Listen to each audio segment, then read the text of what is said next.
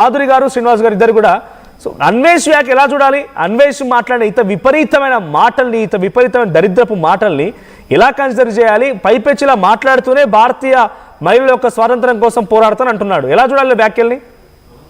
మనోజ్ గారు, ఇప్పుడు ఇలాంటి స్ట్రీట్ డాగ్స్, ఇలాంటి ఊర కుక్క నా కొడుకుల గురించి మాట్లాడి మనం దిగజారాల్సిన అవసరం లేదు. కానీ వాడు ఆడే భాష మాత్రం చాలా, ఆడే మాటలు మాత్రం చాలా అభ్యంతరకరంగా ఉన్నాయి.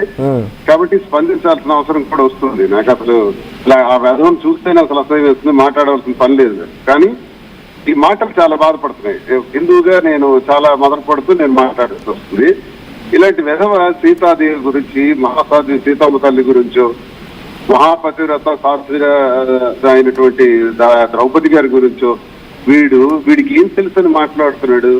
యుగాల గురించి, పురాణాల గురించి, ఆ మహా సాధువుల గురించి మాట్లాడే అసలు ముందు వీడి నాలెడ్జ్ ఎంత, వీడి కెపాసిటీ ఎంత, వీడెవడు అసలు ఈ మాటలన్నింటికన్నా ముందు మనం ఏం చేయాలంటే వీడి మీద ఒక కంప్లైంట్ పెట్టి, ఇంటర్పోల్ కూడా ఒక కంప్లైంట్ పెట్టి నా కొడుకుని ఇండియాకి తీసుకొచ్చి బెండ్ తెగే వరకు కొట్ట కొడుకుని, ఇలాంటి అడవ నా కొడుకుని.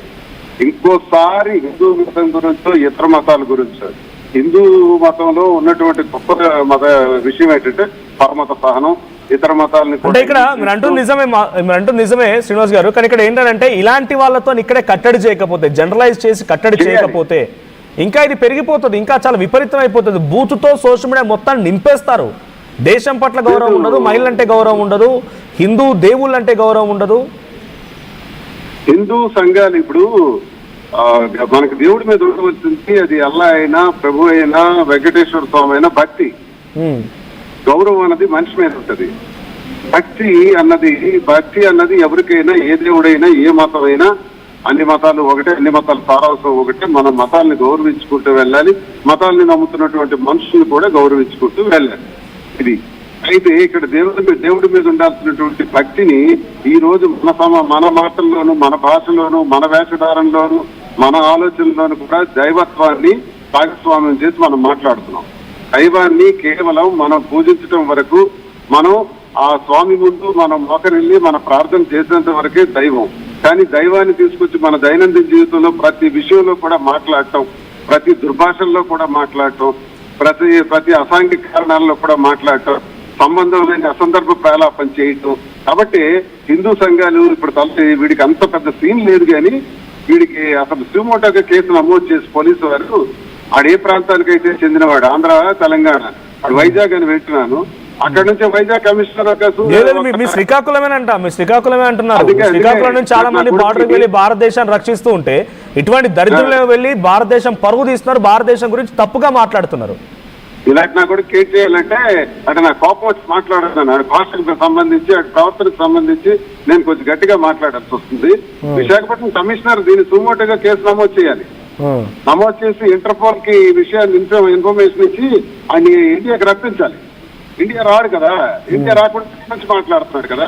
మాట్లాడితే అక్కడ వదిలించి అక్కడ ప్లేట్లు కొడుతూ, అక్కడ ఇల్లు తుడుచుకొని బతుకు. కానీ నీకు డబ్బు ఉంటే అక్కడ ఎంజాయ్ చేయి. భారతదేశం గురించో, సాంప్రదాయాల గురించో, ఇక్కడ దేవుళ్ళ గురించి మాట్లాడుతూ మాత్రం తాట వేస్తా మా కొడుకు మాత్రం వదిలే ప్రసక్తి లేదు. ఇది ఒకటే కాదు శ్రీనివాస్ గారు, నిన్న సాయంత్రం జరిగిన ఇంకో సంఘటన ఏంటంటే చాలా మందితో నిన్న విభేదం గురించి మాట్లాడుతూ లైవ్లు తీసుకున్నాడు. ఆ లైవ్ లో చాలా మంది పాపం తెలుగు మహిళలు తను మాట్లాడినటువంటి మాటలను విభేదించడానికి ఆ లైవ్ లో జాయిన్ అయితే, ఆ మహిళలతో కూడా నువ్వేమైనా పెద్ద పతివ్రత, నీ మొగుడిని రమ్మను, నీ మొగుడితో మాట్లాడతా, సో దరిద్రపు దాన, ఇటువంటి పదం. అంటే కనీసం ఏ మాత్రం మహిళలు అంటే గౌరవం అనేది ఒక్కింత కూడా లేదు వీడికి. సరే, వీడి కోసం ఇంత చర్చ అక్కర్లేదు సార్. ఏ మహిళలు అయితే ఆడితో మాటలు పడ్డారో వాళ్ళు ఆన్లైన్ కంప్లైంట్ ఇవ్వమనండి విశాఖపట్నం కమిషనర్ కి, విశాఖపట్నం పిఎస్ కి ఇవ్వమనండి. ఎవరు స్పందించాలనుకుంటే నేను ఇస్తాను. ఇంకా ఎవరు స్పందించరు, రారు, చూస్తాం, వింటాం, గతవలు మాట్లాడుతుంటే వింటాం అనుకుంటే నేను వెళ్తాను, నేను కంప్లైంట్ ఇస్తాను. ఇంకా ఒకటి 2 రోజులు చూస్తాను. ఈ విషయం వ్యవహారం ఆగకపోతే నేనే కమిషనర్ కంప్లైంట్ ఇస్తాను. విశాఖపట్నం 31వ తారీఖున ఇవ్వాల్సి వస్తుంది. ఆ కమిషన్ బేస్ చేసుకుని వెంటనే పోలీసు వారు కూడా ఇది చూస్తూ చోద్యం, ఇలా మతాల మీద, మత విశ్వాసాల మీద మాట్లాడుతుంటే ప్రభుత్వం కూడా చూస్తూ ఉండకూడదు. వీటిపైన వెంటనే ఇప్పుడు మనం ముస్లిం మతానికి సంబంధించి ఎవడైనా విమర్శిస్తే తాడు తీస్తారు, అలాగే క్రిస్టియన్ మతానికి సంబంధించి విమర్శిస్తే తాడు తీస్తారు. ఈ మధ్య బాగా అలవాటు అయిపోయింది హిందూ మతం మీద విమర్శలు చేయడం, దేవుళ్ళ మీద విమర్శ చేయడం, కామెడీ అయిపోయింది ఒక్కొక్క నాకు గుర్తున్నాను. కాబట్టి మనం స్పందించాలా. శ్రీనివాస్ గారు, మీకు పురాణ ఇతిహాసాలు చాలా తెలుసు, మీరు చాలా సందర్భాల్లో ఇంటర్వ్యూలో కూడా పురాణ ఇతిహాసాల గురించి మాట్లాడుతుంటారు, అద్భుతమైనటువంటి పద్యాలు కూడా పాడుతూ ఉంటారు, నేను చూశాను. సో ఆయన ఏమన్నాడంటే, వాడు రామాయణ భాగవతాలని దేశ దేశాల్లో ప్రచారం చేస్తున్నా, నాకు తెలుసు అంతా అని చెప్తూ సీతమ్మ వారిని ద్రౌపదిని ఆ రోజు ఏ టీ షర్ట్ వేసుకుందని వాళ్ళని రేప్ చేశారంటున్నాడు. వీళ్ళు ఇంత దరిద్ర పదం వాడాడు, మాట్లాడడానికి నాకు కూడా ఇబ్బందిగా ఉంది. సీతమ్మ సాక్షాత్తు లక్ష్మీదేవి సార్. లక్ష్మీదేవి అవతారమే సీతమ్మ తల్లిగా ద్వాపరయుగంలో త్రేతాయుగంలో జన్మించారు.